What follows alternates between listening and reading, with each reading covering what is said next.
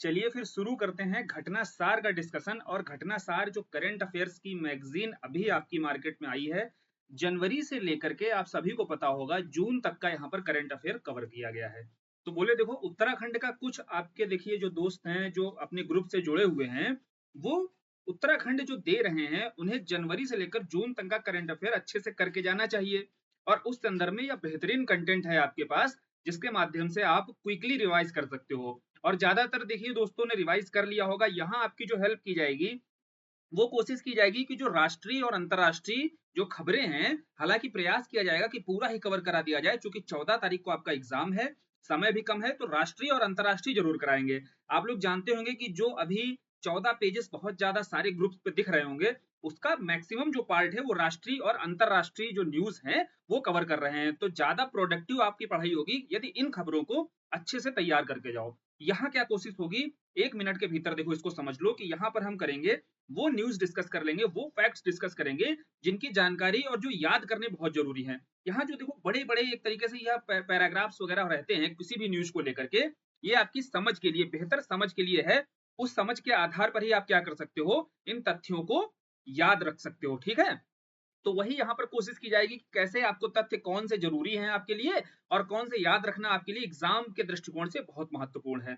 उसके बाद मान लीजिए भाई आप उत्तराखंड नहीं दे रहे हो और यूपी पीसीएस की भी तैयारी कर रहे हो, तो अगर यूपी पीसीएस भी देने जाओगे तो यूपी पीसीएस के लिए भी जनवरी से जून तक का करंट अफेयर्स बहुत महत्वपूर्ण है। और जनवरी से जून तक का करंट अफेयर आप जो पढ़ेंगे वो घटनासार, घटना चक्र, दो महत्वपूर्ण मैगजीन्स रहती हैं जो सभी देखिए रिकमेंड करते हैं। तो वहां पर देखिए आपके काम आएगा। आप इसको जनवरी से जून तक के करंट अफेयर्स को यहाँ पढ़ के रख लीजिएगा, फिर आप टेंशन फ्री हो जाइएगा बिल्कुल। ठीक है, तो चलो फिर शुरू करते हैं। अब चीजें आपको समझ में आ गई होंगी। और ये जो पीडीएफ रहेगी, देखो ये जो हाईलाइट कर दी गई हैं चीजें, ये पीडीएफ ग्रुप पर डाल दी जाएगी। और इस पीडीएफ के माध्यम से आपको यह भी यहाँ से आइडिया लगेगा, जो हाईलाइट करके यहाँ पर दी जाएंगी चीजें वो बेहद महत्वपूर्ण रहेंगी आपके लिए। वो चीजें तो पढ़नी ही पढ़नी है। बाकी यदि वो तथ्य समझ नहीं आ रहे हैं तो उस पूरे के पूरे पैरा को, उस न्यूज को पढ़ लो, जिसके माध्यम से वो तथ्य आसान हो जाएंगे। शुरू करें फिर। देखो सबसे पहली न्यूज है आपकी 18वीं लोकसभा चुनाव को लेकर के।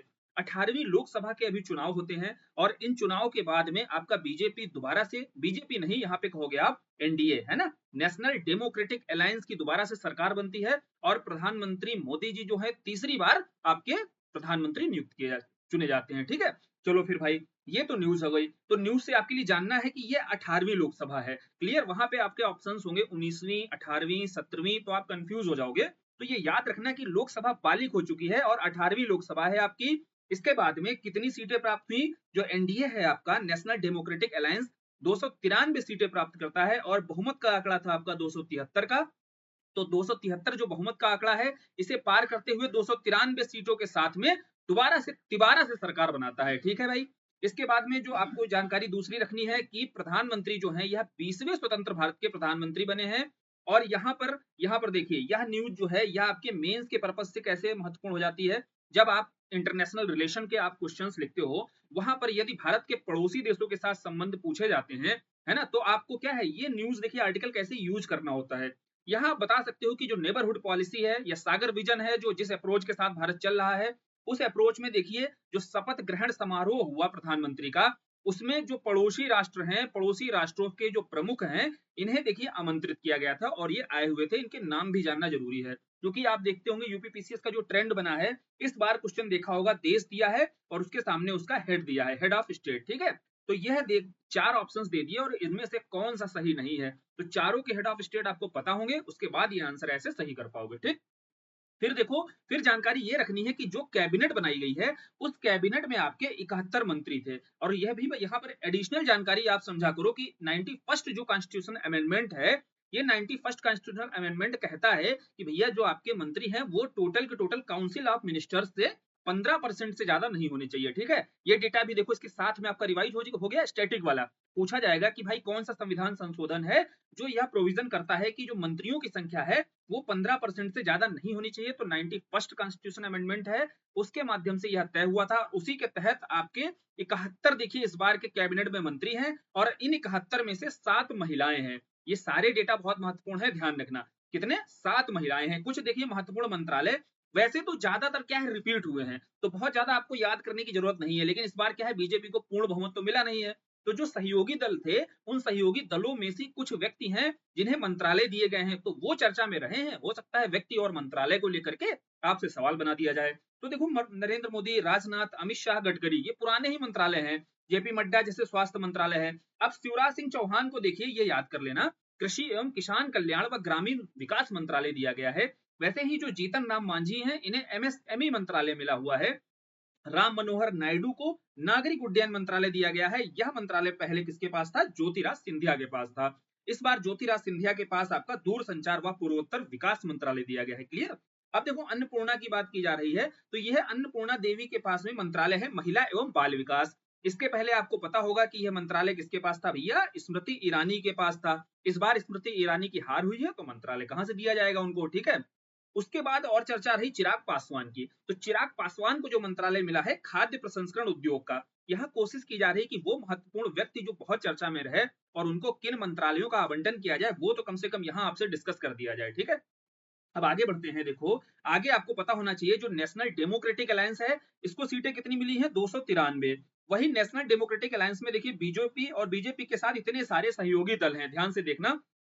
अब 240 अकेले देखिए बीजेपी को मिली थी, तो पूर्ण बहुमत था नहीं, तो बिना इन सहयोगी दलों की वह सरकार बना नहीं सकती थी। तो इसीलिए एनडीए की सरकार है, 293 सीटों के साथ में उसने सरकार बनाई है। और जो इंडिया है, जो विपक्षी दल है इंडिया, तो इंडिया का आपको क्या पता होना चाहिए? इंडिया का भाई साहब आपको फुल फॉर्म पता होना चाहिए। अगर इंडिया का फुल फॉर्म ही आ गया, क्योंकि सभी ने चर्चा इसकी बहुत सुनी होगी, और अच्छी खासी सीटें इस बार 234 सीटें देखिए लेकर आई है जो इंडिया गठबंधन है। और इंडिया का फुल फॉर्म होता है Indian national development inclusive alliance. ठीक है, क्या होता है? Indian national development inclusive alliance. ये एकदम लिख लेना और रट लेना, ये चीजें एकदम ध्यान रहनी चाहिए। अब कुछ देखो बहुत इंपॉर्टेंट फैक्ट्स हैं जो आपसे एग्जाम में पूछे जा सकते हैं। 2 ही 4 हैं, याद कर लेना। कैसे? चर्चा वाले जो रहे बहुत अधिक, जैसे एक व्यक्ति हैं जो निर्विरोध चुने गए आपके, जिनके विरोध में कोई भी व्यक्ति खड़ा ही नहीं हुआ लोकसभा चुनाव में, तो वो थे आपके मुकेश दलाल। सूरत निर्वाचन क्षेत्र से ये खड़े हुए और अकेले खड़े हुए, इसीलिए चुनाव होने से पहले ही जीत गए, चूंकि इनके खिलाफ कोई खड़ा ही नहीं हुआ। तो निर्विरोध जो है चुने गए आपके सांसद कौन? मुकेश दलाल। उसके बाद पुष्पेंद्र सरोज। देखो, पुष्पेंद्र सरोज जो है सबसे युवा सांसद हैं और आपके ये उत्तर प्रदेश की कौशाम्बी सीट से आते हैं। देखो, कौशाम्बी निर्वाचन क्षेत्र है, तो यूपी पीसीएस के लिए महत्वपूर्ण हो जाता है। सबसे युवा आपके सांसद रहे। और लोकसभा चुनाव के लिए न्यूनतम आयु कितनी होती है? 25 वर्ष होती है। ठीक है भाई, सांसद के लिए आपका न्यूनतम आयु होती है 25 वर्ष लोकसभा के लिए, और वही राज्यसभा के लिए आपकी न्यूनतम आयु होती है 30 वर्ष। ठीक। अब देखो, पुष्पेंद्र सरोज जो हैं 25 वर्ष के हैं, वो भी 25 वर्ष 3 माह के हैं और सबसे युवा सांसद हैं। तीसरा महत्वपूर्ण फैक्ट है कि सबसे बड़ी जीत और सबसे छोटी जीत, इतना तो पता होना चाहिए। और नहीं रुचि है तो इतना जानकारी तो नहीं भी रुचि होती तब भी होनी चाहिए कि सबसे बड़ी जीत हासिल की है वो शंकर लालवाड़ी ने की है और इंदौर से इन्होंने जीत हासिल की है। ठीक है। और सबसे छोटी जीत जो है 48 मतों से मात्र है और उनका नाम है आपका रविंद्र वायकर। 4 महत्वपूर्ण फैक्ट हैं जिनकी चर्चा की गई है यहाँ पर, और ये जानकारी आपको भी बनती है भाई, होनी चाहिए कि निर्विरोध कौन चुना गया, सबसे युवा सांसद कौन रहे इस बार के, सबसे बड़े अंतर से कौन जीते, और बड़े अंतर से भी वह देख लीजिए आप 11 लाख लगभग वोटों से जीते हुए हैं, और सबसे छोटे अंतर से मात्र 48 वोटों से जीते हैं। तो 18वीं लोकसभा को लेकर के ये जो जानकारी आपसे की गई है, इतनी जानकारी देखिए आपके पास निश्चित तौर पर होनी चाहिए, है ना? ये तो जरूर पता होना चाहिए। इसके बाद में अगर पूछा जाए आपसे, जो टोटल आपकी 543 सांसद हैं, इसमें महिलाओं की संख्या कितनी है? भाई 74 महिला सांसद हैं। यह भी मेंस में आप डेटा यूज कर सकते हो। देखो यार, जो आपका कानून बनाया गया महिलाओं के 33% आरक्षण को लेकर के, ये कानून अगली लोकसभा चुनाव से लागू होगा। बोले इस लोकसभा से आपका ये कानून देखिए लागू नहीं हुआ है, इसी कारण से महिलाओं की संख्या, महिला सांसदों की संख्या आपको स्पष्ट रूप से दिखाई दे रही है, और बल्कि पिछली लोकसभा की तुलना में घटी है। पिछली लोकसभा में यह संख्या थी 78 और इस बार यह संख्या हो गई है 74। इसी कारण से यह कानून बनाना पड़ा और 33% जो महिलाओं की संख्या है वो राजनीतिक भागीदारी जो है निर्धारित करनी पड़ी। ठीक है, तो ये महत्वपूर्ण है। इस बार कितनी महिलाएं हैं? मात्र 74 हैं। पिछली बार 78 थी आपकी 17वीं लोकसभा में। क्लियर? फिर देखो, प्रोटेम स्पीकर अगर पूछा जाएगा आपसे, देखो प्रोटेम स्पीकर जो बनाए गए हैं आपके, वो बनाए गए हैं भर्तहरि महताब। और भर्तहरि महताब जो है प्रोटेम स्पीकर के बारे में जानते हो ना, जब 17वीं लोकसभा का देखिए अंत हुआ, अब अंत होने के बाद में टेम्परेरी जो है सबसे उम्र दराज जो सांसद होते हैं उन्हें आपका बना दिया जाता है टेम्परेरी प्रोटेम स्पीकर, ताकि जो नए सांसद आएंगे वो नए सांसद जो है इनकी उपस्थिति में शपथ ग्रहण करके दोबारा से क्या करें, अपना पद ग्रहण कर सके। तो बोले वही प्रोटेम स्पीकर जो है उड़ीसा के सांसद हैं भर्तहरि महताब। ध्यान रखना ये नाम और यह पूछा जा सकता है। और इसके बाद दोबारा से कौन बना दिए गए हैं भाई, ओम बिरला, जो पिछली बार आपके लोकसभा अध्यक्ष थे वो इस बार भी चुने गए हैं। ठीक, चलो ये हो गई 18वीं लोकसभा को लेकर के जितनी जानकारी हो सकती थी महत्वपूर्ण वो सारी डिस्कस कर ली गई है। इसके बाहर देखो यहाँ से प्रश्न बहुत मुश्किल है, गुंजाइश रहे जो बाहर जाए। अब देखो जब लोकसभा चुनाव होता है, लोकसभा चुनाव के साथ 4 राज्य हुए जहां पर आपके विधानसभा चुनाव भी हुए। वो 4 राज्य कौन कौन से थे? एक था आपका देखिए आंध्र प्रदेश, उड़ीसा, अरुणाचल प्रदेश और सिक्किम। 4 जगहों पर देखिए विधानसभा चुनाव होते हैं। आपसे प्रश्न कैसे बनेगा? 4 जगहों के आपके जो हेड चुने गए हैं, जो मुख्यमंत्री हैं, मुख्यमंत्रियों के नाम आपसे मिलान करने को आ जाएगा, हो सकता है पूछ दिया जाए, या किसी एक स्पेशल राज्य को उठा करके उसका मुख्यमंत्री पूछ दिया जाएगा, या पार्टी विशेष के बारे में भी जानकारी होनी चाहिए यदि कोई स्पेसिफिक जानकारी है। चलिए एक एक करके आगे बढ़ते हैं, एक एक स्टेट के बारे में देखते हैं। जैसे अरुणाचल प्रदेश में जाओगे तो अरुणाचल प्रदेश में पता होना चाहिए किसकी सरकार बनी है, तो बीजेपी की सरकार बनी है। यहाँ पर बीजेपी ने जीत हासिल की है और मुख्यमंत्री नियुक्त किया है पेमा खांडू को। देखो अरुणाचल प्रदेश और सिक्किम 2 जगह चुनाव हुए ये, तो अरुणाचल प्रदेश में पेमा खांडू है और जो सिक्किम है वहां पर प्रेमचंद है। ध्यान रखना, एक जगह पेमा है, एक जगह प्रेमचंद है, तो ऐसे थोड़ा सा याद भी रहेगा। तो अरुणाचल प्रदेश में आपके पेमा खांडू और बीजेपी की सरकार बनी है। दूसरा आते हैं सिक्किम में, तो सिक्किम में कौन है? देखो प्रेम सिंह तवांग है और यहाँ पर सिक्किम क्रांतिकारी मोर्चा, ठीक है, यह जीता है दल। कौन? राजनीतिक दल है सिक्किम क्रांतिकारी मोर्चा। और वहीं पर जो मुख्यमंत्री बनाए गए हैं वो है आपके प्रेम सिंह तमांग। ठीक, फिर तीसरा कौन सा स्टेट है? आंध्र प्रदेश। तो आंध्र प्रदेश में आपके चंद्रबाबू नायडू, मुख्यमंत्री कौन बने भाई? चंद्रबाबू नायडू बने हुए हैं। और ध्यान रखना इनकी पार्टी का नाम क्या है भाई? इनकी पार्टी का नाम है तेलुगु देशम पार्टी। ठीक, एक सेकंड इसको थोड़ा सा लगा देना। तो इनकी जो पार्टी थी वो थी तेलुगु देशम पार्टी। देखिए तेलुगु देशम पार्टी, इसके साथ में जो जनसेना पार्टी है, जनसेना पार्टी और बीजेपी, इन्होंने सहयोगी दल के साथ मिलकर के, यानी कि 2 दलों के साथ मिलकर के यहाँ पर सरकार बनाई है। और जो मुख्यमंत्री बने हैं आपके चंद्रबाबू नायडू बने हैं। क्लियर बात है? अब आगे बढ़ते हैं। चौथा राज्य कौन सा था? चौथा राज्य है आपका उड़ीसा।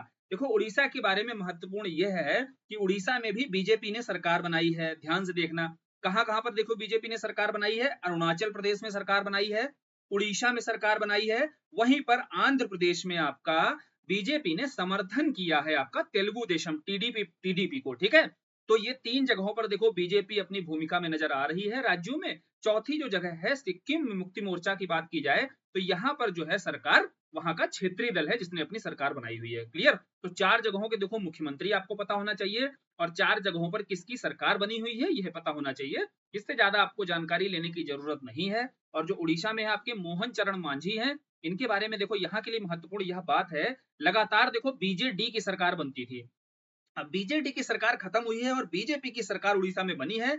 24 सालों के बाद में यह बीजेपी का वनवास जो है खत्म हुआ है, तो इसीलिए यह चर्चा में था। और यहाँ के जो मुख्यमंत्री हैं मोहन चरण मांझी, ये भी बहुत ज्यादा चर्चा में थे। आगे बढ़ते हैं अगली न्यूज पर। देखो अगली न्यूज है आपकी बांग्लादेश की। प्रधानमंत्री जो शेख हसीना है, इनकी भारत यात्रा होती है और जब भी भारत यात्रा पर आती हैं हमेशा देखो बांग्लादेश के जब हेड आते हैं तो तिस्ता जो जल विवाद है, तिस्ता नदी को लेकर के जो संरक्षण और प्रबंधन को लेकर के जो नीतियां बनाई जा रही हैं, जो तिस्ता समझौता है, इसकी चर्चा हमेशा होती रहती है। तो ये किससे संबंधित है? अक्सर प्रश्न पूछा गया है। जो तिस्ता जल समझौता है, नदी समझौता है, ये किससे संबंधित है? तो भारत और बांग्लादेश के बीच है। साथ ही साथ भारत बांग्लादेश के बीच में एक नई ट्रेन सेवा जो राजशाही से कोलकाता के लिए शुरू की गई है और एक बस सेवा चटगांव से कोलकाता के लिए शुरू की गई है। क्लियर बात है? ये देखो फैक्ट है, थोड़ा सा याद कर लेना।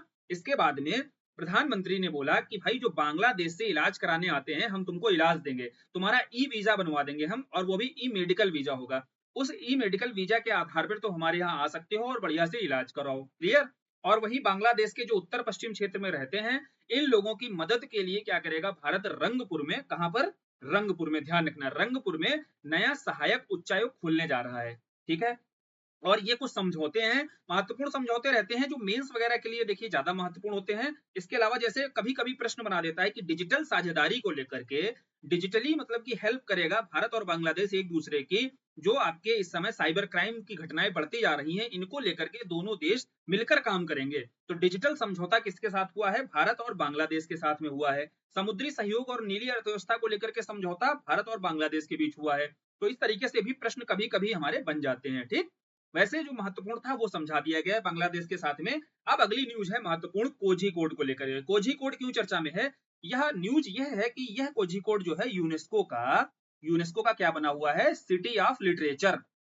ध्यान रखना, साहित्यिक शहर घोषित किया गया है यूनेस्को के द्वारा। अब ये क्या है, इसकी न्यूज को समझने के लिए थोड़ी जानकारी होनी चाहिए कि यूनेस्को जो लिस्ट बनाता है कुछ ऐसे क्रिएटिव सिटीज हैं, है ना। एक आपका यूनेस्को का क्रिएटिव सिटी नेटवर्क है, आपका यूसीसीएन जिसको बोलते हो, यूनेस्को क्रिएटिव सिटी नेटवर्क। इसके तहत में लिस्टिंग की जाती है कुछ शहरों की। वहां पर 55 शहर हैं अभी वर्तमान समय में इसके नेटवर्क में शामिल किए गए हैं। और वैश्विक स्तर पर कुछ महत्वपूर्ण शहर होते हैं जो अपने आप में कुछ विशेष धरोहर को समाहित किए हुए हैं। इसके चलते उन्हें इस लिस्ट में डाला गया है और यह जो विरासत उस देश की है वह बनी रहनी चाहिए, इसलिए यूनेस्को के द्वारा उन्हें संरक्षण दिया जाता है। क्लियर बात है। अब बोले इसी के संदर्भ में न्यूज आई कोझिकोड को लेकर के। कोझिकोड को अभी सिटी ऑफ लिटरेचर की श्रेणी में शामिल किया गया, यानी कि जो साहित्य वाली एक सूची बनाई गई है इस नेटवर्क के अंतर्गत, उसमें कोझिकोड को भारत के डाला गया है। और भारत का यह पहला शहर है जो इस सूची में शामिल हुआ है। इसके अलावा क्या भारत के और शहर नहीं है? बोले और भी शहर हैं। देखो सुन लो पहले ध्यान से। जैसे आपका जो जयपुर है, ठीक है, जयपुर आपका देखिए शामिल हो चुका है। और आपका देखिए सिक्किम भी है, यहाँ पर आता है। उसके अलावा आपका देखिए चेन्नई आता है, श्रीनगर आता है आपका, ठीक है। ये सारे शहर जो है पहले से शामिल हो चुके हैं। अभी जो इस बार की करंट की न्यूज है, ध्यान रखना, देखो हैदराबाद भी है आपका, मुंबई भी है। तो कुल मिलाकर के 6 आपके जो शहर थे वो यूनेस्को की क्रिएटिव सिटी वाले नेटवर्क में शामिल हो गए थे। लेकिन अभी 2 करंट में चर्चा में रहे बहुत ज्यादा। एक आपका ग्वालियर, ये पिछली बार का आपने पेपर दिया होगा तो इसके बारे में पढ़ा होगा। और एक आपका कोझिकोड, ये कोझिकोड केरल में है, जिसे आप ऐतिहासिक रूप से कालीकट के रूप में जानते हैं। हाँ, ये वही कालीकट है जहां पर वास्को डिगामा आया था, ठीक है। तो देखो कोझिकोड जो है सिटी ऑफ लिटरेचर के रूप में शामिल हुआ है, वही ग्वालियर जो है सिटी ऑफ म्यूजिक के रूप में शामिल हुआ। ध्यान रखना, टोटल हो गए अब भारत के 8 शहर। 6 पहले से थे, 6 पहले आपको देखो बता दिए गए हैं। लेकिन कोई भी इसमें से ऐसा शहर नहीं था जो साहित्य वाली सिटी ऑफ लिटरेचर के रूप में शामिल हुआ हो। ग्वालियर सिटी ऑफ म्यूजिक है, लेकिन इसके अलावा देखो सिटी ऑफ म्यूजिक के रूप में चेन्नई भी शामिल हो चुका है पहले से। आपको पता होना चाहिए 2 शहर आपके पहले से सिटी ऑफ म्यूजिक में शामिल थे। फिल्म की सूची में देखो मुंबई शामिल है, गैस्ट्रोनॉमी में आपका हैदराबाद शामिल है। इस तरीके से हस्तशिल्प वगैरह में आपका शिल्प वाली सूची में देखो श्रीनगर शामिल है, बनारस शामिल है। क्लियर बात है। ये लिस्टिंग जो है आपको एक बार देख लेनी है, हालांकि यहाँ समझा दिया गया है। तो ये जो फैक्ट है, ये फैक्ट काफी आसान हो गया होगा।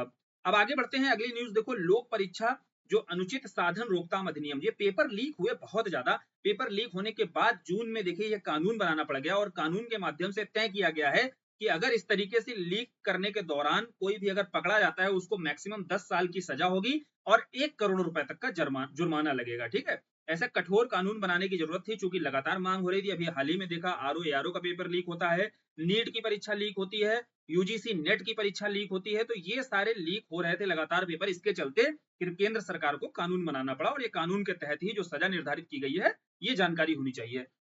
फिर अगली न्यूज है भुज स्मृति वन।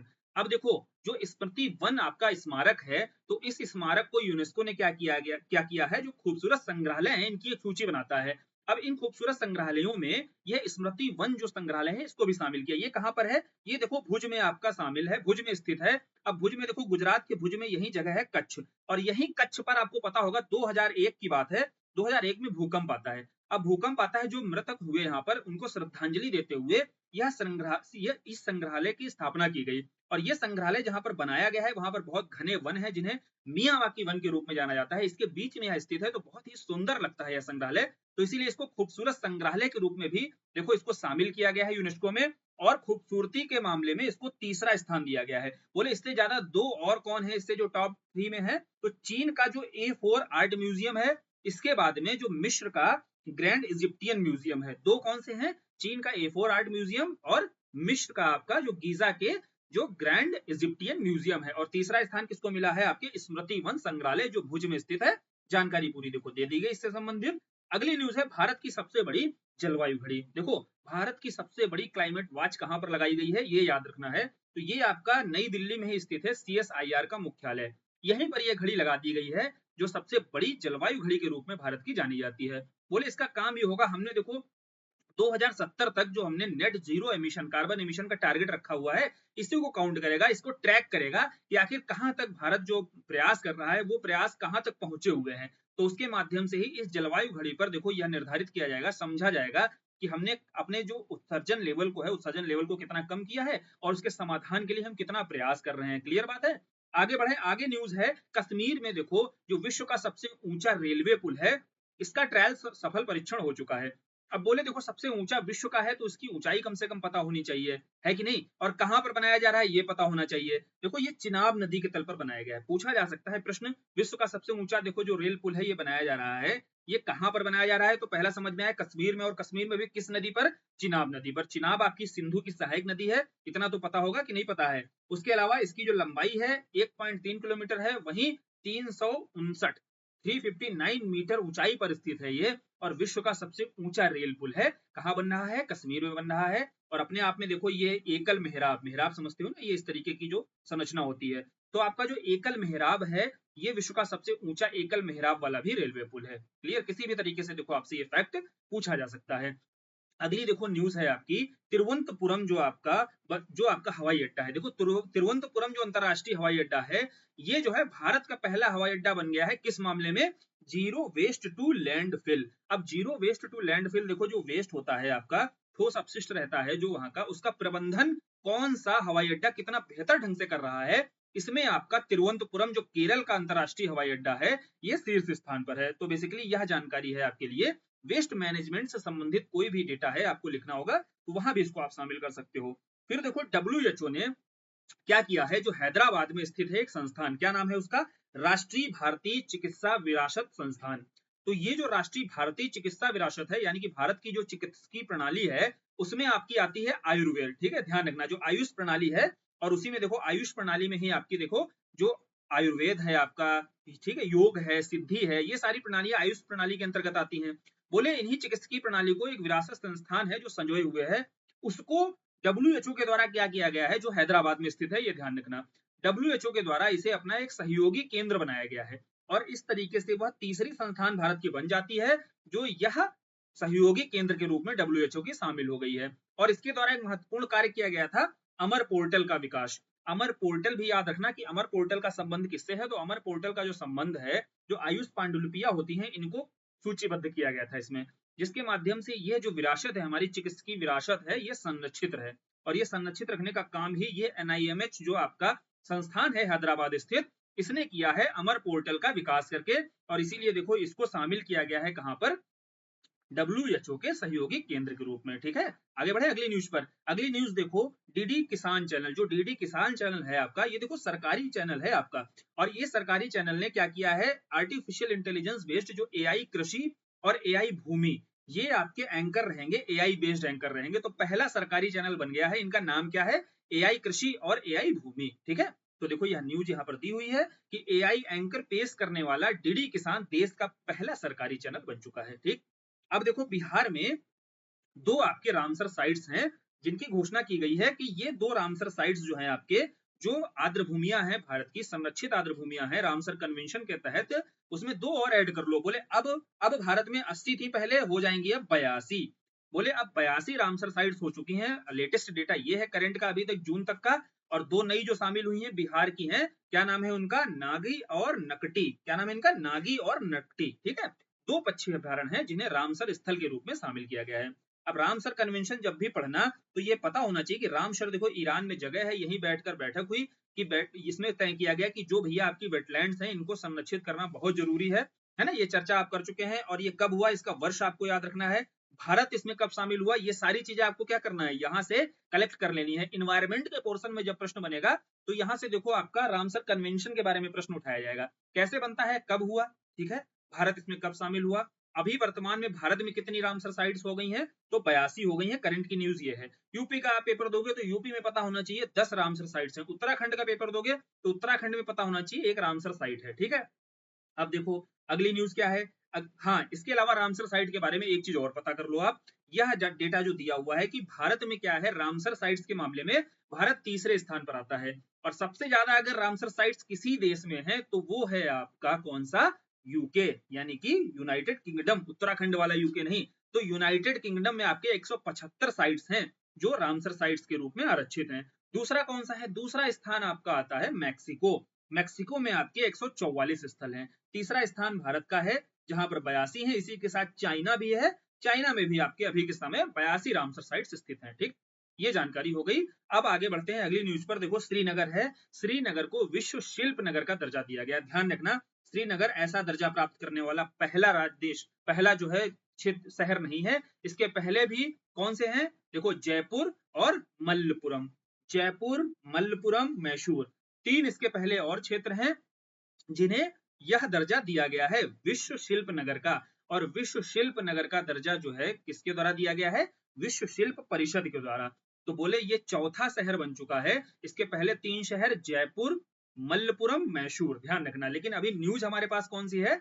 अभी पूछा जाएगा हाल ही में किसको दर्जा दिया गया, तो याद रखना श्रीनगर को। और श्रीनगर आपका जो ऊपर हमने क्रिएटिव नेटवर्क की चर्चा की ना, पीछे समझाया ना पूरा, तो क्रिएटिव नेटवर्क के रूप में भी, क्रिएटिव सिटी जो नेटवर्क है उसमें भी श्रीनगर शामिल है। 2021 में इसको शामिल किया गया था। क्लियर? आगे बढ़ते हैं। देखो आगे जो अगली न्यूज है वह यूनेस्को की विश्व स्मृति रजिस्टर है ना, मेमोरी ऑफ रजिस्टर जो बनाया जाता है, मेमोरी रजिस्टर बनाया जाता है। देखो समझो यहाँ पर memory of the world register क्यों बनाया जाता है? यहाँ कोशिश की जाती है कि जो हमारे पुराने ग्रंथ हैं, जो ऐतिहासिक विरासतें हैं, हमारी साहित्यिक विरासतें हैं, उन्हें संजोकर रखा जाए। तो उसके चलते एक memory of the world register तैयार किया जाता है यूनेस्को के द्वारा। इसके अंतर्गत इस बार जो बैठक हुई, ध्यान रखना, सुनना ध्यान से, इस बार की जो बैठक हुई मंगोलिया के उलान बटोर में होती है। और यहाँ बैठकर तय किया जाता है कि वैश्विक स्तर पर 20 ऐसे दस्तावेज हैं जिनको संरक्षित करने की जरूरत है। बोले उन 20 दस्तावेजों में से हमसे प्रश्न होगा कि भारत के कितने हैं? बोले भारत के 3 हैं। 3 कौन कौन से? रामचरितमानस, पंचतंत्र और सहृदय लोक लोचन। ठीक है, ये 3 प्रमुख ग्रंथ हैं। पंचतंत्र के बारे में आप जानते हैं, इनकी कहानी आप पढ़ते होंगे, है ना, विष्णु शर्मा की यह किताब है। इसके अलावा रामचरितमानस के बारे में भी आप जानते हैं। और सहृदय लोक लोचन जो है ये काव्य शास्त्र है, कश्मीर में लिखा गया था। ठीक, तो ये 3 प्रमुख देखो ग्रंथ हैं जिन्हें आपका मेमोरी ऑफ द वर्ल्ड में, memory of the world register में शामिल किया गया है। क्लियर? यह न्यूज क्लियर? और न्यूज से इंपॉर्टेंट क्या है आपके लिए ये जानना कि 20 जो धरोहरें, जो दस्तावेज हैं, 20 दस्तावेजों में से 3 भारत की हैं, तीनों आपसे चर्चा कर दी गई। और 20 में से एक और बड़ी महत्वपूर्ण है जिसकी चर्चा बहुत हुई, वह है देखो यूटोपियन जो नॉवेल है, और यूटोपियन वो भी फेमिनिस्ट नॉवेल। यहाँ मतलब यह कोशिश की, यह चर्चा की गई है इस नॉवेल में कि यदि मान लीजिए कोई समाज होता है बिना पुरुषों का, है ना, तो इसीलिए इसको यूटोपियन बोला गया, काल्पनिक। तो इस काल्पनिक समाज की यहाँ पर चर्चा की गई है। उसका नाम है आपका सुल्तानाज ड्रीम। ठीक है, रुकैया हुसैन की यह देखिए नॉवेल है और नाम है उसका सुल्तानाज ड्रीम। यह भी देखो बहुत चर्चा में था, इसलिए यह भी हो सकता है आपसे पूछा जाए कि memory of the world register में हाल ही में शामिल हुआ एक जो नारीवादी या यूटोपियन काल्पनिक नारीवादी उपन्यास आपका कौन सा है। अगर ऐसे प्रश्न बना दिया गया तो आपको पता होना चाहिए क्या नाम है उसका, सुल्तानाज ड्रीम।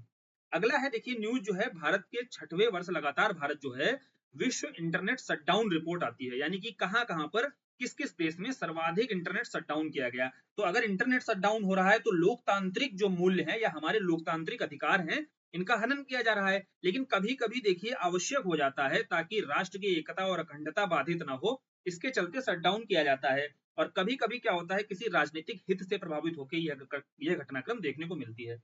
तो बोले भारत में इस साल जो है 2023 के अनुसार देखा जाए, 24 में जो डेटा आया है, 2023 में सर्वाधिक जो शटडाउन की घटना हुई कहां पर हुई है? भारत में हुई है। 116 मामले ऐसे आए हैं। वहीं दूसरा स्थान जो है इसके बाद म्यांमार का है और बहुत कम है, 37 आपके इंटरनेट शटडाउन के मामले हैं। और फिर तीसरा स्थान ईरान का है। भारत में भी पता होगा अभी हाल ही में इंटरनेट शटडाउन की घटना बार बार इसलिए देखने को मिली क्योंकि मणिपुर हिंसा के चलते यहाँ पर बहुत अधिक इंटरनेट का शटडाउन किया गया और खालिस्तानी मूवमेंट जो है इसकी प्रतिक्रिया बहुत ज्यादा बढ़ी। और इस कारण से देखो मणिपुर और पंजाब 2 जगहों पर यह घटनाक्रम बहुत ज्यादा देखने को मिला है। ठीक, तो ये देखो न्यूज समझ में आई, शीर्ष स्थान भारत का था, ये समझ में आया। आगे बढ़ते हैं। तो Bhishma portable hospital, Bhishma portable hospital क्या है? पोर्टेबल हॉस्पिटल का मतलब आप समझ रहे होंगे कि एक हॉस्पिटल है जिसको कहीं एक जगह से दूसरे स्थान पर ले जाया जाए। और यही किया गया। क्या गया? देखो हेलीकॉप्टर के माध्यम से, देखो पैरासूट से आपका क्या किया गया, एक हॉस्पिटल जो है आगरा के क्षेत्र में आपका वहां पर धरती पर उतारा गया, ताकि देखो जो सुदूर क्षेत्र होते हैं, इन सुदूर क्षेत्रों में जहां चिकित्सकीय प्रणाली या स्वास्थ्य सुविधाएं नहीं मुहैया कराई जा सकती हैं, उसके लिए यह बेहतर ऑप्शन हो सकता है भीष्म पोर्टेबल हॉस्पिटल। और इसका जो सफल परीक्षण किया गया वो किया गया आगरा में। अब उत्तर प्रदेश से जुड़ी हुई न्यूज है, करंट की न्यूज है, तो यूपीपीसीएस के लिहाज से भी बहुत महत्वपूर्ण हो जाती है। और लेकिन आपको ये पता होना चाहिए कहां पे किया गया, ड्रॉप किया गया इस हॉस्पिटल को, आगरा के मलपुरा ड्रॉपिंग जोन में। ठीक है, अगली न्यूज चले। अगली न्यूज है देखो, पिरूल लाओ और पैसे पाओ। अब ये उत्तराखंड से ही सीधी संबंधित है। उत्तराखंड में आपका पिरूल लाओ और पैसे पाओ मिशन चालू किया गया। और पिरूल क्या होता है जानते हो? पिरूल जो होता है चीड़ का पेड़ होता है, उसके पत्ते जब सूख जाते हैं तो उसे ही बेसिकली पिरूल बोला जाता है। और ये क्या होते हैं, जब जंगल की आग लगती है, तेज धूप के चलते यहाँ पर आग पकड़ने की गुंजाइश ज्यादा रहती है, जिससे वनाग्नि की समस्या बहुत रहती है। तो इसीलिए सरकार ने कहा कि आप पिरूल वो बीन कर लाओ, हमें दो, हम आपको पैसे देंगे। तो इससे क्या है, पिरूल की जो समस्या बनती जा रही थी जंगलों में, वो खत्म की जा सकती है। तो कहाँ की ये न्यूज है? उत्तराखंड की न्यूज है, यह पूछी जा सकती है। पिरूल लाओ पैसे पाओ मिशन किस राज्य से संबंधित है? और उसके अलावा कहाँ शुरू किया गया है इसको? उत्तराखंड के रुद्रप्रयाग जिले से शुरू किया गया है। यदि यूकेपीसीएस में आप थोड़ा और डिटेल से पढ़ोगे तो वहां जिला विशेष को लेकर के भी ऑप्शंस आपके बनाए जा सकते हैं। फिर देखो, उत्तरकाशी जिले में ही आपका चकोरी धनारी गांव में एक आपका संयंत्र लगाया गया है। पिरूल का उपयोग करके बिजली का उत्पादन किया जाएगा। तो पिरूल सरकार लेकर के क्या करेगी? आग थोड़ी लगाएगी, उस पिरूल का प्रयोग बिजली उत्पादन में कर सकती है। ठीक, आगे बढ़े। आगे देखते हैं भाई, भारत विश्व का तीसरा सबसे बड़ा सौर उत्पादक बना हुआ है। हुआ क्या? उत्तराखंड बता रहा हूँ, यूनाइटेड किंगडम की जो अंतरराष्ट्रीय ऊर्जा विश्लेषक एजेंसी एम्बर है। अब एम्बर ने यह रिपोर्ट निकाली और इस बार की रिपोर्ट में आया है कि भारत जो है, अभी तक क्या था, जो सोलर एनर्जी है, सौर ऊर्जा है, इसके प्रोडक्शन के मामले में भारत चौथा स्थान रखता था। लेकिन इस बार की जो रिपोर्ट आती है, इसने जापान को पीछे छोड़ दिया है। ध्यान से सुनना, इसने जापान को पीछे छोड़ा है और इस बार तीसरा स्थान ग्रहण किया है। और तीसरा स्थान कैसे? उत्पादन देख लो, उत्पादन में जापान ने 110 बिलियन यूनिट का उत्पादन किया, वहीं भारत ने इसको पीछे छोड़ते हुए 113 बिलियन यूनिट का उत्पादन किया है। इसीलिए अब पूछे कोई सोलर प्रोडक्शन में, सौर ऊर्जा उत्पादन, सोलर एनर्जी के प्रोडक्शन में हमारा स्थान क्या है? टॉप 3 में हम आ चुके हैं। तो बोले टॉप 2 ऊपर वाले तो कम से कम पता होनी चाहिए। तो टॉप पे नंबर 1 पे चल रहा है सोलर एनर्जी के प्रोडक्शन में चाइना, और नंबर 2 पे चल रहा है अमेरिका। ठीक है, आगे बढ़े। आगे देखते हैं, अगली न्यूज है भाई संविधान पार्क को लेकर के। देखो, जो कॉन्स्टिट्यूशनल पार्क आपका बनाया जा रहा है, अभी न्यूज में हाल ही में था अप्रैल महीने में, वो महाराष्ट्र में। देखो, महाराष्ट्र का ये पहला संविधान पार्क है। कहां पर बनाया जा रहा है? पुणे में बनाया जा रहा है। तो कोई आपसे पूछे कि महाराष्ट्र का पहला संविधान पार्क कहां बन रहा है, तो पुणे में बन रहा है। जो संविधान निर्माता थे, इन्हें श्रद्धांजलि दी जाएगी यहाँ पर। उसके अलावा अगर कोई आपसे पूछे भारत का पहला संविधान पार्क कहां बनाया जा रहा है, बोले भारत का जो पहला संविधान पार्क है वो राजस्थान के जयपुर में स्थापित किया जा रहा है, जिसका उद्घाटन द्रौपदी मुर्मू के द्वारा किया गया था, जो हमारी राष्ट्रपति हैं। ठीक, अगली न्यूज आपकी देखिए किससे रिलेटेड है? तेंदुओं की जनगणना, तेंदुओं की गणना को लेकर के। देखो, जो बाघ गणना है वो तो हम पढ़ते रहते हैं, यहाँ तेंदुओं की गणना की गई। State of leopards in India, इसको देखो, ये इस शीर्षक के साथ में यह रिपोर्ट आती है। और इस रिपोर्ट में बताया गया कि हमारे देश में तेंदुओं की संख्या 2022 में 13,874 थी। देखो, 4 साल के आधार पर यह जनगणना भी की जाती है तेंदुओं की। तो इस समय वर्तमान में आपके पास में तेंदुए कितने हैं देश में? कितने 2022 में कितने हैं? 13,874। ठीक है, अब आगे बढ़ेंगे तो आगे आपको ये पता होना चाहिए कि 2022 में, देखिए ये रिपोर्ट 2022 का डेटा है। अब इसकी तुलना किससे की जाएगी? पिछले 4 वर्ष पहले आपकी एक रिपोर्ट आई होगी 2018 की। अब बोले 2018 की तुलना की जाए और यह जो 13,000 संख्या आपकी बताई जा रही है, इसमें वृद्धि हुई है, कमी हुई है? तो आपको बताना है 7.95% की इस बार वृद्धि देखी गई है। और क्षेत्र की दृष्टि से सर्वाधिक तेंदुओं की संख्या अगर आप देखना चाहोगे तो मध्य भारत और पूर्वी घाट में सबसे ज्यादा आपको संख्या मिलेगी। वहीं अगर किस राज्य में पूछा जाए कहां पर सबसे ज्यादा तेंदुओं की संख्या है, तो मध्य प्रदेश में सबसे ज्यादा तेंदुओं की संख्या मिलेगी। इतनी जानकारी आप इस रिपोर्ट से निकाल लो और इस रिपोर्ट के बाद आप इसको किनारे कर दो। इससे आपके प्रश्न जो भी बनेंगे सारे हो जाएंगे। फिर देखो, सेला सुरंग बहुत चर्चा में आया। सेला सुरंग चर्चा में इसलिए आया क्योंकि इंटरनेशनल बुक ऑफ ऑनर ने क्या किया है, इसको भारत की सबसे ऊंची सुरंग के रूप में मान्यता दे दी है। अब इसलिए चर्चा में ये हो गया, बहुत ज्यादा न्यूज हो गई। तो सेला सुरंग आपको क्या पता होना चाहिए? आपके पास जानकारी हो कि सेला सुरंग है कहाँ पे, पहली। दूसरी की इससे पहले कौन सी सबसे ऊंची सुरंग थी भाई? तो इससे पहले आपकी भूपेन हजारिका जो सुरंग थी, वो सबसे ऊंची सुरंग थी, है ना? नहीं, सॉरी, गलत बता दिया आपको। देखो, ये पता होना चाहिए कि भारत की सबसे ऊंची जो सुरंग है, ये अभी सेला सुरंग है। इसको मान्यता दे दी गई है इंटरनेशनल बुक ऑफ ऑनर के द्वारा। तो इसकी क्या है, हमें ऊंचाई पता होनी चाहिए। ऊंचाई जो है इसकी 13,000 फीट है। चूंकि अब ऊंचाई का सबसे ऊंची सुरंग का दर्जा दिया गया है, तो सबसे ऊंची सुरंग है तो इसकी ऊंचाई भी आपको जानकारी रखनी होगी, इसकी स्वाभाविक सी बात है। अगर कोई सबसे लंबा पुल या लंबी सुरंग की बात की जाएगी तो उसकी लंबाई महत्वपूर्ण हो जाती है। अगर सबसे ऊंची सुरंग की बात की जाएगी तो उसकी ऊंचाई महत्वपूर्ण हो जाती है। ठीक है भाई, तो सेला सुरंग की ऊंचाई कितनी है भाई? 13,000 फीट। सेला सुरंग कहाँ स्थित है? अरुणाचल प्रदेश में। ठीक है, कहाँ पे है? अरुणाचल प्रदेश में, ध्यान रखना। राज्य पूछा जाए तो अरुणाचल प्रदेश है, और कितनी ऊंचाई है 13,000 फीट, बस इतनी जानकारी रखो। उसके बाद में आगे बढ़ते हैं अगली न्यूज पर। तो उपग्रह इनसैट जो 3DS है, अब देखो ये इनसैट जो 3DS है, इसके बारे में पूछा जाएगा कि ये किससे संबंधित है। तो देखो मौसम निगरानी को लेकर के इसरो के द्वारा यह प्रक्षेपित यह उपग्रह है। अब इस उपग्रह के बारे में जो प्रश्न बनेगा, एक तो आपसे प्रक्षेपित व्हीकल पूछा जा सकता है, लॉन्च व्हीकल जो होता है उसके बारे में जानकारी ली जा सकती है। तो जो प्रक्षेपित लॉन्च व्हीकल है वो आपका GSLV F-14 है। GSLV और PSLV तो पता होगा ना। PSLV बेसिकली यह मान लीजिए अर्थ है, ध्यान से देखो ये अर्थ है, ये इसके पोल्स होते हैं, ठीक है, नॉर्थ पोल साउथ पोल। अब इन पोल्स के अराउंड मान लीजिए कोई सैटेलाइट भेजा जाता है यहाँ चक्कर लगाने के लिए, तो ये कम दूरी पर कोई सैटेलाइट जब भेजा जाता है तो अक्सर PSLV का यूज किया जाता है, ठीक है, पोलर सैटेलाइट लॉन्च व्हीकल। वहीं अर्थ से 24,000 किलोमीटर दूर यह आपका जियो स्टेशनरी सैटेलाइट है। अब बोले जियो स्टेशनरी सैटेलाइट में यदि चक्कर लगाने के लिए यहाँ पर कोई सैटेलाइट अगर भेजा जाएगा अर्थ से दूर 24,000 किलोमीटर दूर, तो वहां GSLV का यूज किया जाता है। क्लियर बात है, ध्यान से समझना। तो GSLV और PSLV का यूज मोस्टली कहाँ करता है इसरो, ये समझ में आया। और अर्थ के चारों ओर देखिए, अगर पोलर के चारों ओर घूमेगी कोई सैटेलाइट तो PSLV का यूज, और यदि जियो जो स्टेशनरी होती है भूस्थैतिक कक्षा जिसको बोलते हो, इसके चारों ओर अगर भेजा जाएगा कोई सैटेलाइट तो वहां पर GSLV का यूज किया जाएगा।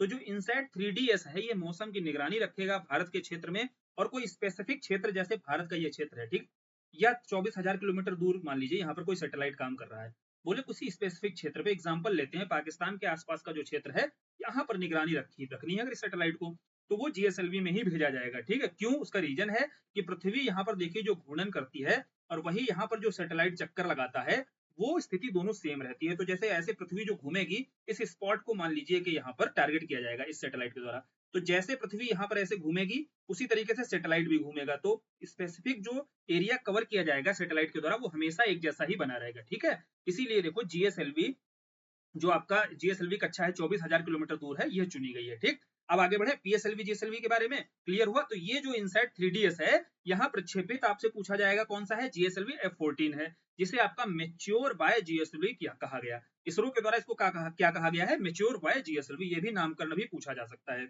आगे बढ़ते हैं, अगली न्यूज देखते हैं। अगली न्यूज है मराठों के जो 12 किले हैं इनको यूनेस्को की विश्व धरोहर सूची के लिए नामांकित किया गया है। ध्यान रखना ये न्यूज है, और न्यूज है आपको जानकारी क्या होनी चाहिए। देखो यूनेस्को के द्वारा क्या होता है, यहाँ जो जो 12 किले हैं ना, इन 12 किलों को एक लिस्ट के माध्यम से क्या कहा गया, मराठे सैन्य परिदृश्य, जो मराठों की जो सैन्य प्रणाली थी, जो सैन्य ताकत थी, और वो 12 किले दर्शाते हैं। मराठों के जो 12 किले हैं, जो चौथ सरदेशमुखी जैसे इन्होंने कानून बना रखे थे, इसके चलते आसपास पड़ोसी से भी इनको अपने किलों की सुरक्षा करनी बहुत जरूरी थी। इसी के चलते ये 12 किले आपको दिखाई देंगे स्ट्रेटेजिकली कितने महत्वपूर्ण है, किसके लिए, मराठों के लिए थे। तो उन्हें ही बोला गया है कि यह आपकी जो है सांस्कृतिक धरोहरें हैं, भारत की ये सांस्कृतिक धरोहर है अपने आप में, तो ये नामांकित नॉमिनेट की गई है, और बोला गया है कि भाई इसको जो है इसमें शामिल करना चाहिए, और भारत की जो धरोहर है, विरासत है, इसमें शामिल कर देना चाहिए। अभी आपको यूनेस्को के बारे में जानकारी होनी चाहिए कि भारत की जो 42 साइट्स हैं जो विश्व धरोहर स्थल हैं, कौन कौन से 42, अब 42 याद तो रख नहीं पाओगे, लेकिन इतना पता होना चाहिए कि 34 जो है आपके वो कल्चरल में आते हैं, है ना, सांस्कृतिक श्रेणी में आते हैं। वही आपके जो 7 हैं आपके ये प्राकृतिक में आते हैं, यानी कि ये कुछ प्राकृतिक स्थल हैं जो भारत के धरोहर स्थल हैं, और एक जो है आपका वो मिश्रित में आता है। कुल कितने हैं, कुल 42 हैं, और 42 के बाद में ये जो नॉमिनेट किया गया है, अभी बोला गया है मराठा सैन्य परिदृश्य को, इसको भी धरोहर में शामिल करना चाहिए। तो वर्तमान के हमें पता चल गए, और करंट की न्यूज पता चल गई, वहां से हमने जोड़कर इस तथ्य को याद कर लिया, ठीक। अब आते हैं अगली न्यूज है शास्त्रीय भाषा को लेकर के। देखो शास्त्रीय भाषा का दर्जा दिया गया है आपका फारसी भाषा को, न्यूज है यह। अब फारसी भाषा को शास्त्रीय भाषा के रूप में दर्जा दिया गया है, तो शास्त्रीय भाषा का दर्जा कब दिया जाता है ये जानकारी हो जाएगी। तो 1500 से 2000 वर्ष पुरानी कोई भाषा होती है जिसका ऐतिहासिक महत्व बहुत होता है ना, तो उसको शास्त्रीय भाषा का दर्जा दे दिया जाता है। इसी के चलते भारत की जो न्यू एजुकेशन पॉलिसी आती है, न्यू एजुकेशन पॉलिसी प्रस्ताव लेकर आती है कि 3 भाषाएं और हैं जो ऐसे महत्व रखती हैं भारत के संदर्भ में, पाली, प्राकृत, फारसी। बोले पाली प्राकृत का पहले प्रस्ताव था, और तीसरी अभी कौन सी है, फारसी भाषा। बोले फारसी भाषा का प्रस्ताव भी रखा गया है न्यू एजुकेशन पॉलिसी के द्वारा। तो टोटल यहां से हो गई भारत के पास में 6 + 3 कितनी, 9 शास्त्रीय भाषाएं।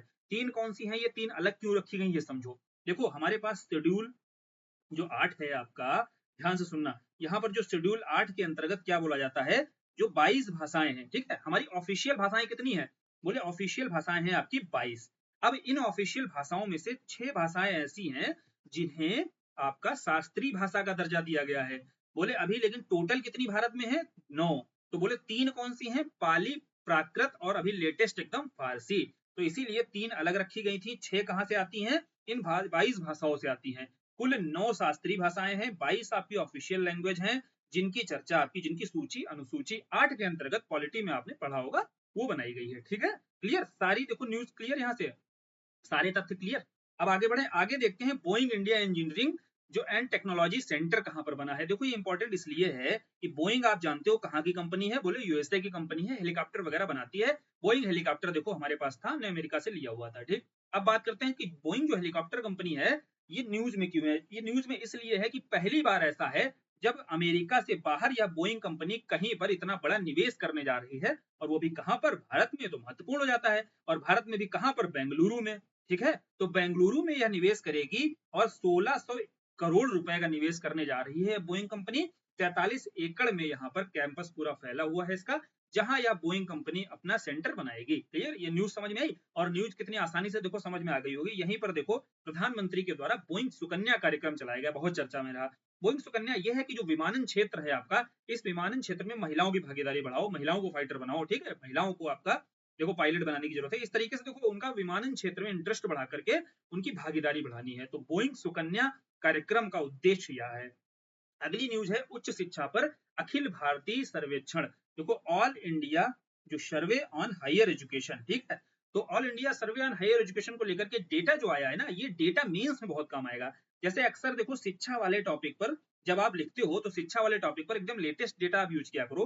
तो यहाँ से ये डेटा उठा सकते हो। कैसे? जो ग्रॉस इनरोलमेंट रेशियो है आपका, यहाँ से ग्रॉस इनरोलमेंट जो रेशियो है आपका 28.4% हो चुका है। पिछली बार की तुलना में देखो आपका ये वृद्धि हुई है, और यहाँ पर दिया हुआ है 23.7% से बढ़कर के ये 28.4% हो गया है। जब आप मेंस में यूज करोगे तो बताओगे कि हायर एजुकेशन को लेकर के गवर्नमेंट की जो पॉलिसी अपनाई जा रही है वो सकारात्मक, देखिए कदम उठाए जा रहे हैं, सकारात्मक उसके परिणाम भी देखने को मिल रहे हैं। इसी कारण से जो ग्रॉस इनरोलमेंट रेशियो है हायर एजुकेशन में वो बढ़ा है, और जब 28% ये पहुंच गया है तो आपका जो, चाहे आपका देखिए जो जो SC ST समुदाय है, चाहे महिलाएं हैं, इनकी संख्या भी क्या होगी? बढ़ेगी।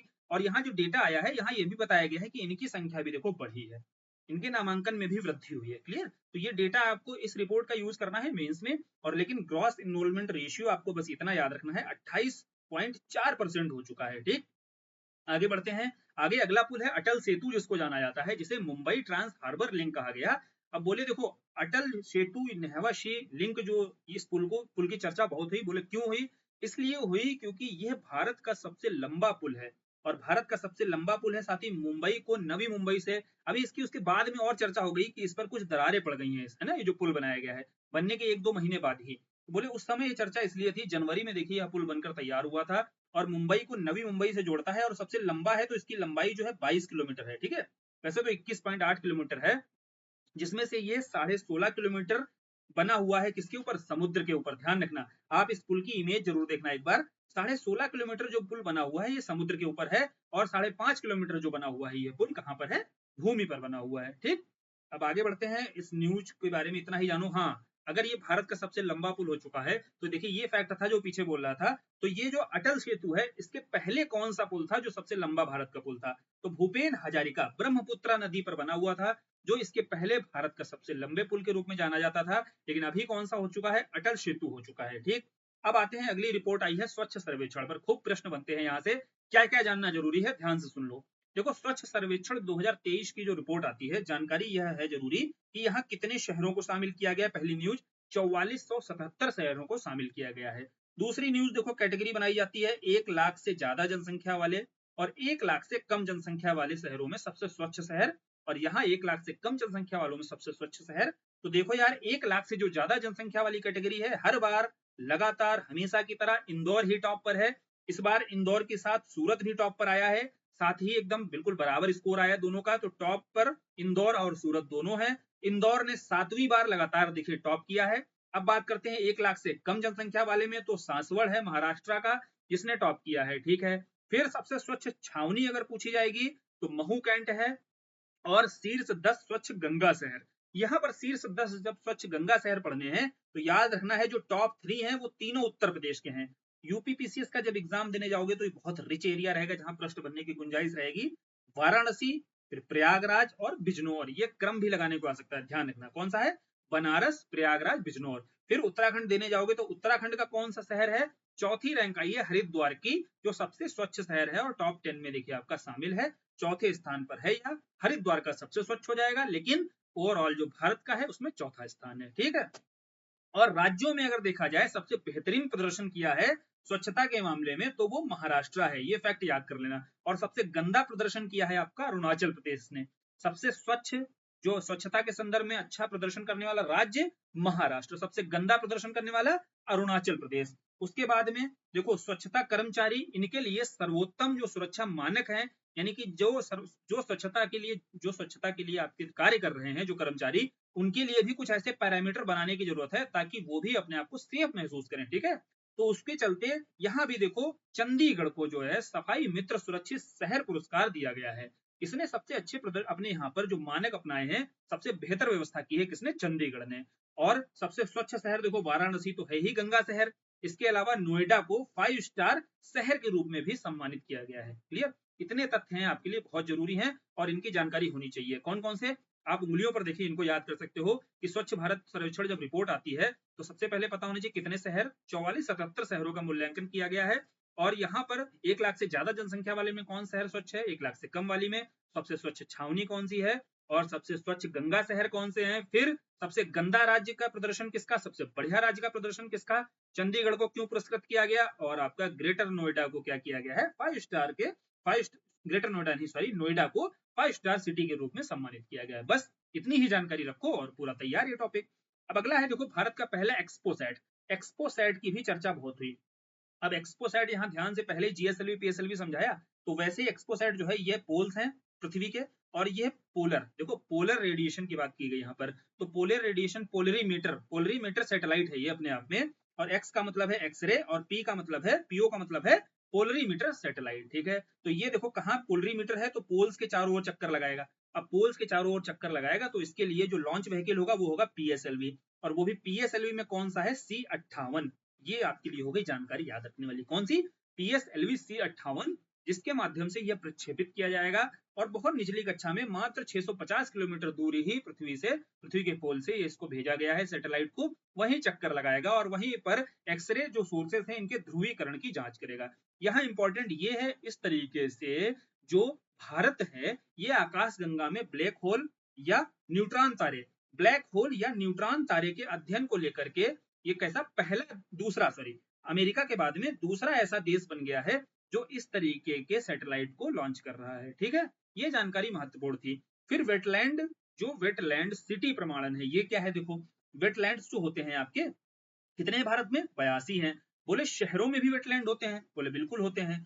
तो रामसर कन्वेंशन में आपका COP 12 में आपका ये तय होता है कि जो सिटी में जो वेटलैंड्स हैं, इन सिटी में वेटलैंड को लेकर के जो बेहतर प्रबंधन करेगा उसे हम क्या करेंगे, वेटलैंड सिटी सर्टिफिकेट देंगे। क्या देंगे, वेटलैंड सिटी सर्टिफिकेट। तो वेटलैंड सिटी सर्टिफिकेट पाने वाला इस बार कौन कौन से शहर बने हैं, इंदौर, भोपाल और उदयपुर, ठीक है। अब देखो इंदौर में कौन सी वेटलैंड है आपको ये पता होना चाहिए, आर्द्रभूमि। तो इंदौर में देखो शीरपुर झील है जो आपकी इंदौर में स्थित है। वहीं भोपाल में आपकी भोज आर्द्रभूमि है, ठीक है, राजा भोज, जानते किससे संबंधित है, भोपाल से। तो भोज आर्द्रभूमि है, इंदौर में शीरपुर है और उदयपुर में आपकी 5 आर्द्रभूमियां हैं। तो यहाँ जानकारी ये जरूरी नहीं थी, लेकिन ये जानना जरूरी था कि कौन से जो शहर हैं 3 जिनको वेटलैंड सिटी सर्टिफिकेट दिया गया है। तो वो 3 कौन से हैं, वो 3 हैं आपके इंदौर, भोपाल, 2 मध्य प्रदेश के हैं, 1 राजस्थान का है, ठीक है। आगे बढ़े, आगे देखते हैं। अगली न्यूज है पेंच टाइगर रिजर्व को लेकर के। देखो पेंच टाइगर रिजर्व जो है भारत का पहला डार्क स्काई पार्क बन चुका है। डार्क स्काई जानते हो ना, डार्क स्काई जो संरक्षित क्षेत्र की चर्चा सबसे पहले कब हुई थी, जब ये भारत का पहला डार्क स्काई संरक्षित क्षेत्र 2 साल पहले हानले ये वही है जहां पर टेलीस्कोप लगाई गई है सबसे ऊंचाई पर, ठीक है। भारत की सबसे ऊंचाई पर स्थित टेलीस्कोप हानले में ही स्थित है, लद्दाख में, ठीक। और यहीं पर जो डार्क स्काई पहला संरक्षित क्षेत्र बनाया गया था। बेसिकली उद्देश्य ये होता है कि यहाँ पर देखो टूरिज्म को तो बढ़ाना ही है इस क्षेत्र में, और कैसे बढ़ेगा कि यहाँ पर आइए और यहाँ पर डार्क स्काई आपको देखने को मिलेगा, यानी कि यहाँ आपको नेचुरल जो लाइट होती है वो देखने को मिलेगी, नेचुरल लाइट देखने को मिलेगी। आप जो रात में तारे हैं स्पष्ट रूप से देख सकते हो बिना किसी कृत्रिम प्रकाश के, बिल्कुल नेचुरल प्रकाश में। तो इस तरीके से देखो टूरिज्म को यहाँ पर प्रमोट किया जाता है। डार्क स्काई का कॉन्सेप्ट समझ में आ गया होगा। और इसी तरीके का डार्क स्काई जो पार्क है ये डेवलप किया गया है पहला भारत का पेंच टाइगर रिजर्व में। और पेंच टाइगर रिजर्व कहाँ आता है आपका, महाराष्ट्र और मध्य प्रदेश, दो राज्यों में देखो यह लोकेट है पेंच टाइगर रिजर्व। और ये भारत का पहला डार्क स्काई पार्क बन चुका है। अगली न्यूज है देखो, IUCN द्वारा पहली बार हिमालयन वुल्फ का मूल्यांकन किया गया। देखो IUCN ने पहली बार क्या किया है, हिमालयन वुल्फ को शामिल किया है और इसको वल्नरेबल में डाला हुआ है। आप जानते हैं क्रिटिकली इंडेंजर्ड, वल्नरेबल, इस तरीके की लिस्टिंग की जाती है। और वहीं पर आपका जो हिमालयन वुल्फ है इसको वल्नरेबल श्रेणी में डाला गया है। और यह है आपका ल्यूपिन, एक शिकारी होता है, कहां पर पाया जाता है, हिमालयी क्षेत्रों में पाया जाता है। ठीक, इतना जानकारी होनी चाहिए, बहुत ज्यादा इसके बारे में नहीं जानना है। इसके बाद में एक चर्चा में रहा तालाबीरा थर्मल पावर प्रोजेक्ट। अब थर्मल पावर प्रोजेक्ट को लेकर के लगातार सरकार प्रतिबंध लगा रही है, क्योंकि जीवाश्म ईंधन से यहाँ पर क्या होता है, विद्युत का उत्पादन होता है। लेकिन तालाबीरा जो है आपका थर्मल पावर प्लांट जो है लगाया गया है, पहली बात तो ये कहां पर लगाया गया है, जानकारी पहली होनी चाहिए। तो उड़ीसा में लगाया गया है आपका, उड़ीसा के संबलपुर में। किस राज्य में है, उड़ीसा में है। दूसरी जानकारी क्या होनी चाहिए, दूसरी जानकारी ये होनी चाहिए कि ये फिर अपने आप में क्या करेगा, कार्बन का उत्सर्जन कम करेगा। इसी कारण से इसकी स्थापना की गई है, विकसित किया गया है। इसकी आधारशिला क्यों रखी जा रही है, क्योंकि यह अपने आप में super critical thermal power plant है। क्या है, super critical power plant, thermal power plant. यह तुलनात्मक रूप से कम कार्बन का CO2 का उत्सर्जन करता है, इसलिए यह उड़ीसा में यह पावर प्लांट स्थापित किया जा रहा है। अगली न्यूज है आपकी अटपाडी जो संरक्षण रिजर्व है। देखो यार, अटपाडी संरक्षण रिजर्व जानने से पहले आपको अगर ये न्यूज, इसकी डिटेल थोड़ी सी अगर आपने इधर उधर की जो इन्वायरमेंट से रिलेटेड न्यूज है तो उसकी जानकारी कलेक्ट करने की कोशिश किया करो। कैसे, जब हमने इन सीटू और एक्सीटू रिजर्वेशन की बात की थी, कंजर्वेशन की, तो उसमें इन सीटू क्या था, संरक्षण। इन सीटू था कि जहां पर जो उसका आवास है वहीं पर उसको संरक्षित कर दो। तो उसी के चलते आपका नेशनल पार्क थे, वाइल्ड लाइफ सेंचुरीज थी, है ना, आपके टाइगर रिजर्व थे, बायोस्फीयर रिजर्व थे। ये सब क्या होते हैं, ये सब आपके इन सीटू संरक्षण के अंतर्गत आते हैं।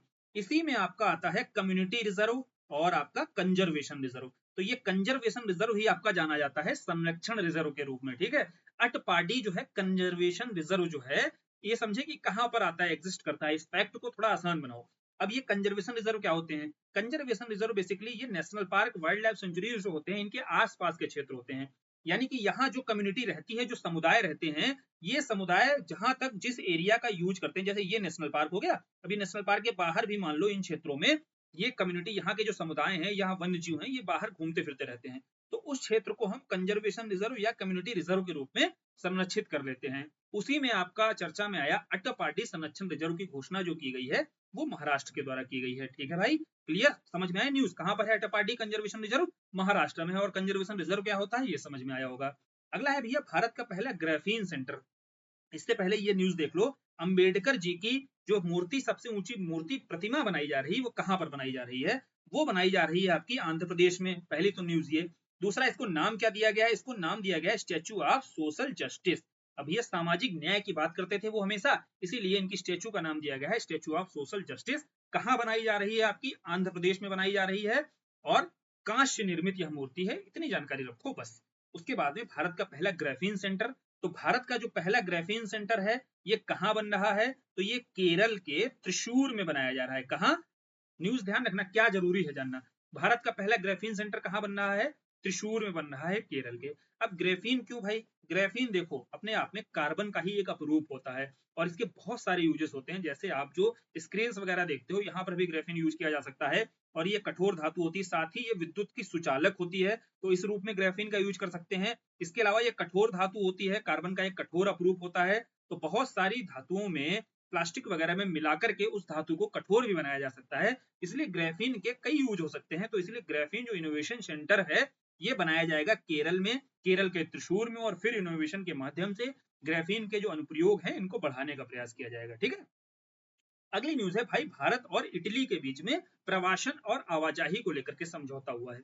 अब समझते हैं यहाँ पर जो भारत से इटली लोग जाते हैं और इटली से भारत आते हैं, और बहुत सारे संदर्भ में इंटर्नशिप के लिए पेशेवर प्रशिक्षण होते हैं, कई सारे अवसरों की खोज में इटली जाते हैं। इटली भी लगातार देखो टूरिज्म को प्रमोट करता है अपने यहाँ पर। बेसिकली इटली की इकोनॉमी ही टिकी हुई है टूरिज्म पर।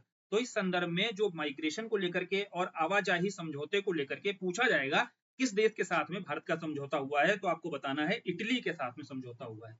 तो इस तरीके से आपकी जो राष्ट्रीय न्यूज है, नेशनल न्यूज है, वो सारी हमने कवर कर ली है। आप बताना कि ये नेशनल न्यूज जो आपने फैक्ट्स पढ़े हुए थे, ये फैक्ट्स क्विक रिवीजन हो रहा है। यहाँ ऑब्जेक्टिव देखो क्विक रिवीजन का ही है कि आपके तेजी से वो महत्वपूर्ण चीजें रिवाइज हो जाएं जो आपके एग्जाम में बहुत ज्यादा प्रश्न बनने की जिनसे गुंजाइश है। और इतना ही देखो, आप अगर रिवाइज कर लोगे, अच्छे से पढ़े हुए होगे, तो ये फैक्ट्स आपके लिए बहुत आसान हो रहा होगा ग्रैप्स करना। क्योंकि आपका एग्जाम 2-3 दिनों के बाद आपका एग्जाम है, तो इतना ही पढ़ो, बहुत डिटेल से जाने की जरूरत नहीं है। जितना जरूरी होता है यहाँ कोशिश की जाएगी कि समझा दिया जाए, ताकि वो तथ्य आपके लिए आसान हो जाए। अब हम क्या करेंगे, आगे इंटरनेशनल वाली न्यूज भी इसी तरीके से कवर कर लेंगे। वीडियो बहुत लंबा हो जाएगा, अगर वो भी चाहूँ तो इसी में कवर कर दूं, लेकिन वीडियो बहुत लंबा हो जाएगा। नेशनल न्यूज अभी कवर कर ली है इसमें, आगे अगला वीडियो आपको जल्दी ही, कल तक आपको इंटरनेशनल न्यूज का मिल जाएगा। ठीक है, चलो फिर वीडियो को खत्म करते हैं। और कैसा लगा वीडियो, फीडबैक जरूर देना। धन्यवाद।